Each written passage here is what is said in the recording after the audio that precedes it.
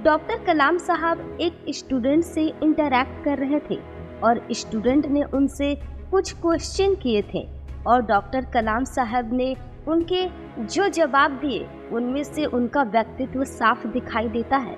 India की बड़ी बड़ी पर्सनालिटी उनको अपनी इंस्पिरेशन मानती है और जैसा कि संदीप सर ने भी कहा है कि स्टूडेंट के लिए उनसे बड़ी इंस्पिरेशन इस पूरी दुनिया में और कोई नहीं है।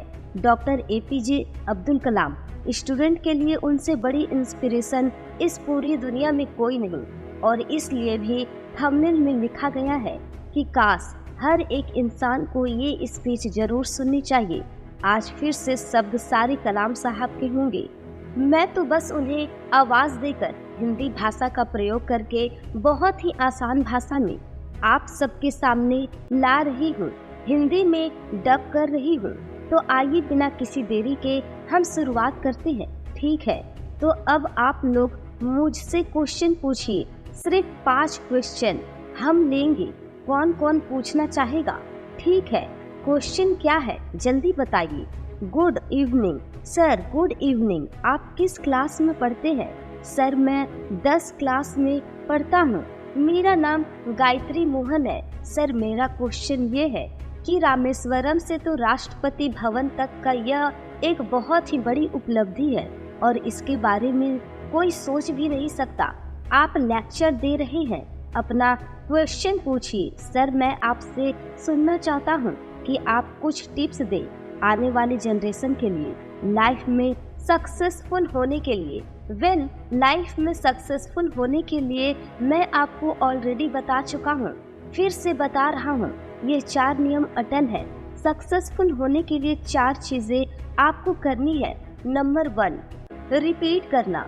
मेरे साथ रिपीट करो। नंबर 1, महान लक्ष्य। महान लक्ष्य। मेरा एक महान लक्ष्य होगा।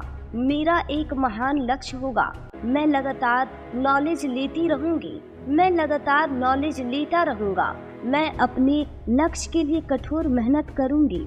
मैं अपने लक्ष्य के लिए कठोर मेहनत करता रहूंगा। नंबर 4, मैं दृढ़ रहूंगी। नंबर 4, मैं दृढ़ रहूंगी। बस यही मंत्र है।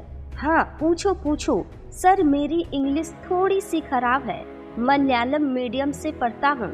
मलयालम में बोलो, कोई बात नहीं। सर इंडिया की एक बड़ी ताकत और एक बड़ी कमजोरी क्या है?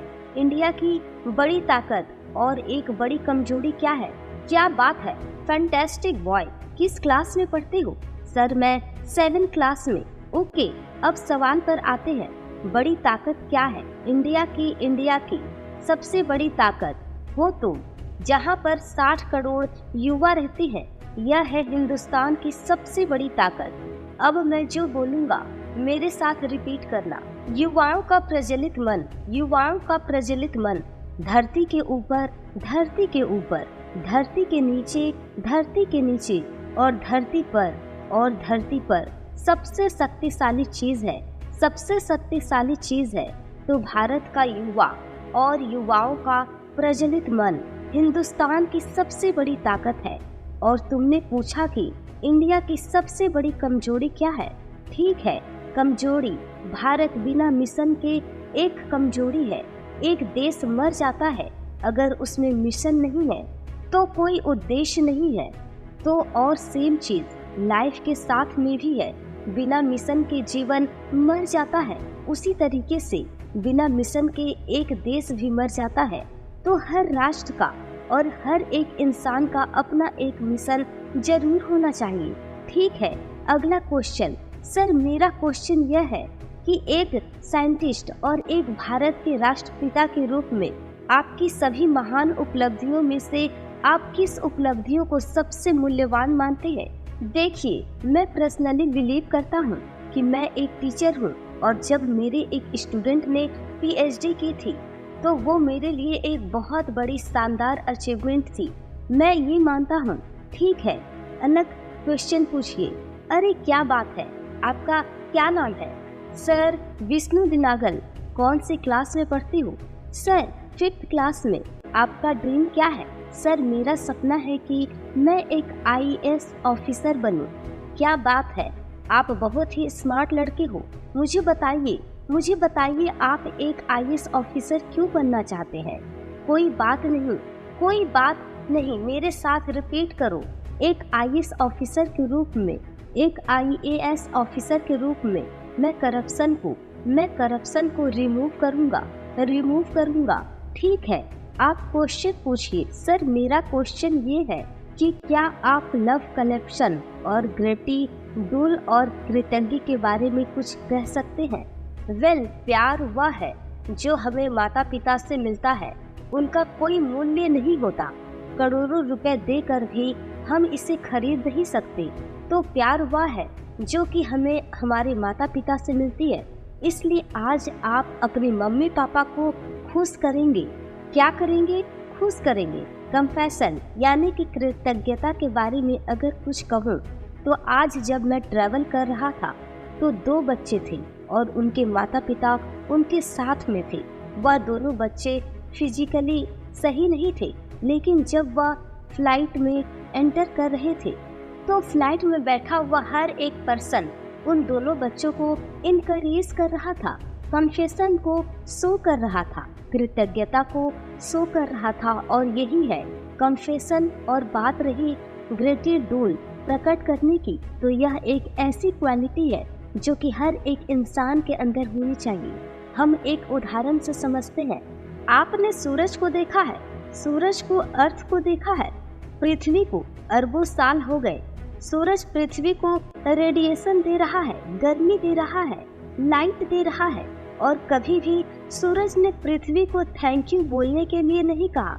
कभी भी यह नहीं कहा कि मैं पृथ्वी को गर्म रखता हूँ, ठंड से बचाता हूँ, मैं लाइट देता हूँ, मेरे बिना आप सभी लोग मर जाओगे। कभी एक थैंक यू तक नहीं मांगा। और अरबों सालों में एक दिन भी ऐसा नहीं हुआ कि सूरज ने अपना प्रकाश पृथ्वी को ना दिया हो। तो पृथ्वी को और हमें इसके लिए आभार प्रकट करना चाहिए, ग्रेटिट्यूड चाहिए। 5 अरब सालों से सूर्य ने हमें प्रकाश दिया, तो यह एक ग्रेटिट्यूड है। तुम बहुत ही छोटे हो लेकिन क्वेश्चन बहुत ही अच्छी करते हो। गुड इवनिंग सर, आप किस क्लास में पढ़ते हैं? सर, मैं 10th क्लास में पढ़ती हूँ। नेक्स्ट ईयर आप कौन सा सब्जेक्ट लेने वाले हैं? सर, मैं बायो मैथ लेने वाली हूँ। उद्देश्य क्या है यह लेने का? सर, मेरे माइंड में अभी आइडिया है कि मुझे इंजीनियर बनना है। एंड साइंस बॉय में डॉक्टर को भी देख रही हूँ, लेकिन ज़्यादा मेरे माइंड में अभी इंजीनियरिंग है। ओके, अब मैं आपके साथ में एक बहुत ही अच्छा एक्सपीरियंस शेयर करता हूँ। जब मैं दिल्ली से तिरुवनंतपुरम ट्रैवल कर रहा था तो लगभग 4 घंटे 45 मिनट हम फ्लाइट के अंदर थे और मेरे पास में बम्बे का एक बहुत ही अच्छा बिजनेसमैन बैठा था और उन्होंने मुझसे पूछा कि डॉक्टर कलाम, आप कहाँ जा रहे हैं? तो मैंने उनसे कहा कि मैं चिल्ड्रंस को एड्रेस करने जा रहा हूँ। तो उन्होंने मुझसे कहा कि आप बच्चों से एक चीज़ ज़रूर कहना कि हमेशा अपने आप में क्वेश्चन ज़रूर करें, मेरा पैशन क्या है? कई सारे पेरेंट्स ये चाहते हैं कि मेरा बेटा इंजीनियर बने, डॉक्टर बने, मैनेजर बने, साइंटिस्ट बने, लेकिन इम्पोर्टेंट यह है कि बच्चे का क्या ड्रीम है और उनके ड्रीम की हमेशा रिस्पेक्ट करनी चाहिए। इसलिए मैं जहाँ पर भी जाता हूँ, जिस भी बच्चे से मिलता हूँ, उनसे मैं यह जरूर पूछता हूँ कि तुम्हारा ड्रीम क्या है, तुम्हारा पैशन क्या है, तुम क्या कर रहे हो और क्यों कर रहे हो। ठीक है, तो अब आप अपना क्वेश्चन पूछ सकते हैं। सर, मेरा क्वेश्चन ये है कि आपने हमेशा इस बात पर जोर दिया है कि युवाओं का राष्ट्र के विकास में एक बहुत ही अहम योगदान होता है, तो क्या आप हमें ये बता सकते हैं कि कैसे हम राष्ट्र के विकास में अपना योगदान दे सकते हैं? देखिए, मेरे पास सभी विद्यार्थी के लिए एक सलाह है और वह यह है कि जब तक आप एक विद्यार्थी हो तो आपका केवल एक ही काम है और आपका एक ही उद्देश्य होना चाहिए, और वह यह है कि अपनी शिक्षा में श्रेष्ठता प्राप्त करना। इसके अलावा बाकी चीज़ों के बारे में नहीं सोचना, क्योंकि जब तुम 12th पास कर लोगे या फिर किसी भी फील्ड में जाने के लिए या फिर जो भी तुम बनना चाहते हो, डॉक्टर, इंजीनियर, मैनेजर, साइंटिस्ट, इसके लिए तुम्हारे परसेंटेज 90 से ऊपर होनी चाहिए। इसलिए मैंने कहा कि अभी तुम्हें सिर्फ पढ़ाई में ध्यान देना चाहिए, और अगर तुम राष्ट्र के लिए कंट्रीब्यूट करना चाहते हो तो अगर तुम्हें सैटरडे संडे को छुट्टी मिलती है और तुम्हें समय मिलता है तो तुम ऐसे अस्पताल में चले जाना शाम के टाइम जहाँ पर बहुत ही भीड़ होती है। तो आप वहाँ पर जाके देखोगे कि कुछ ऐसे मरीज हैं जिनसे मिलने के लिए उनके फैमिली, उनके रिश्तेदार आए हुए हैं, और कुछ ऐसे मरीज हैं जिनके पास कोई भी नहीं है।